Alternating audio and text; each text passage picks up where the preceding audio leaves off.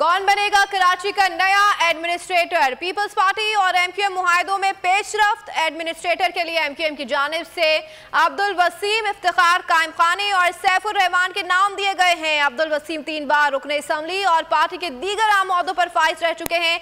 इफ्तिखार कायम खानी साबिक DGSR CBA रह चुके हैं और गवर्नर सिंध कामरान टिसोरी के करीबी दोस्त भी हैं। तीसरे उम्मीदवार सैफुर रहमान साबिक DC और KMC के म्यूनिसिपल कमिश्नर भी रहे हैं। तीनों नामों में से अब्दुल वसीम की तैनात होने के कवी इम्कानात हैं। पीपल्स पार्टी ने एमक्यूएम को कायमा कमेटी की चेयरमैनशिप देने की हामी भर ली है।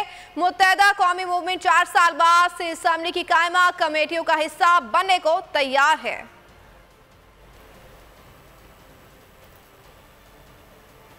तारीख में पहली बार इमरान खान, आसिफ अली जरदारी, शहबाज शरीफ, मरियम नवाज, मौलाना फजल रहमान और बिलावल भुट्टो सब एक साथ चला रहे हैं सिर्फ बोल पर।